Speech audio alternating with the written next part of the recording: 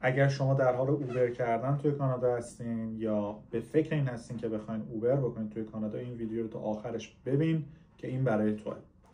سلام دوستان، من ایمان احمدی هستم از مجموعه تورنتو تو اپرووال، زیر مجموعه مزداف تورنتو در خدمتتون هستم. امروز میخوام در خصوص اوبر و اوبر کردن میخوام بهتون توضیح بدم. این مطلب خیلی مطلب مهمیه. اگر کسی رو میشناسید که در حال اوبر کردن هستش، حتما این ویدیو رو براش بفرستین که بلکه به دردش بخوره. ببینید دوستان، توی کانادا شما وقتی با یه ماشین اوبر میکنید با کیلومتر خیلی زیادی شما دارید ماشین راه میبرید. دوستانی که اوبر میکنن میدونن من چی میگم. شما مثلا توی یک سال اگه یه ماشین معمولی و 20000 کیلومتر به عنوان مثال باید راه ببرید، وقتی اوبر میکنید 5 برابر، 6 برابر، 7 برابر معمول شما ماشین دارید راه میبرید. یعنی یه ماشین بالای 100000 کیلومتر توی یک سال کیلومتر بهش میخوره. و اتفاقی که میفته اینه که در انتهای قراردادتون، چه حالا شما لیز کرده باشین ماشینو، چه حتی فایننس که حالا مثلا خب برای خودتونه در نهایت، ولی خب ارزش ماشینتون داره میاد پایین، یا حتی کش خریده باشید ماشینو، اون ریسیل ولیو ماشین شما داره میاد پایین به شکل خیلی زیادی، داره قیمت ماشین شما میاد پایین تصاعدی. و به این قیمتی که میاد پایین چی میگن اصولا؟ بهش میگن در انتهای قراردادتون میگن نگاتیو اکوئیتی.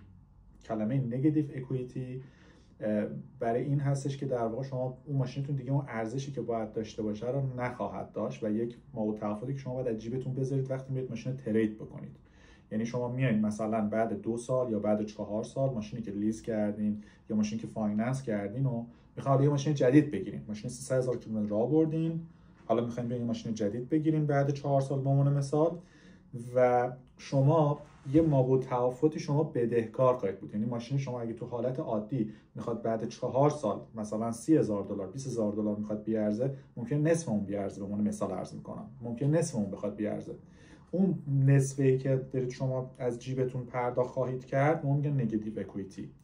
و این نگاتیو اکوئیتی رو شما باید از روز اولی که اوبر میکنید به فکرش باشید. یعنی از ماه اول، من میفهمم کانادا الان متاسفانه شرایط اقتصادی خیلی سخت‌تر از قبل شده، بالاخص قبل از زمان کووید، ولی اینو باید در نظر بگیرید شما از روز اول که در انتهای قراردادتون شما همچین داستانی خواهید داشت و پول از ماه اول شما براش بذارید کنار، حساب کتابتون رو داشته باشین، پول براش بذارین کنار که تهش که میاین میخواین ماشینتون رو عوض بخواین بکنین، چه ما در خدمتتون باشیم چه هر دیلرشیپ دیگه، هر جای دیگه که دارید میرید، بتونید اون مابعد توافت رو داشته باشین که بخواین بدین. و این اتفاقی که میفته اگه یه ماشینی مثلا قرارداد $30000 شما در انتهای قراردادتون مثلا بیارزه، دارید ورمی دارید بیارید ماشینو، ولی ماشین شما $15000 میارزه، $15000 مابعد توافتش اگه نداشته باشین شما در انتهای قرارداد میخواین بدین، این همش میاد روی قرارداد بعدیتون.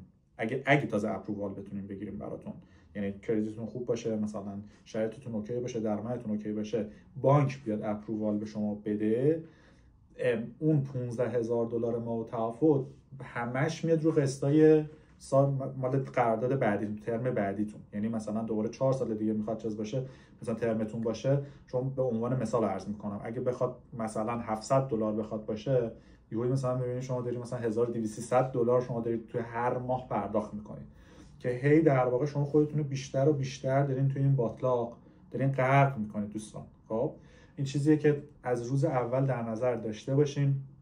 اینا مثالای دوستان واقعی هستش که تشریف میارن اینجا و سخته واقعا. آدم وقتی میبینه خیلی سخته، هموطناشو میبینه با این شرایط سخت پا شدن، اومدن زحمت کشیدن تا اینجا خودشون رو رسوندن و ما اومدیم اینجا که بخوایم پیشرفت بکنیم. و چقدر خوبه که اگه هممون بتونیم پشت همدیگه باشیم، هوای همدیگه رو داشته باشیم و اگر راهنمایی خوبی به ذهنمون میرسه بتونیم راهنمایی بکنیم همدیگه رو.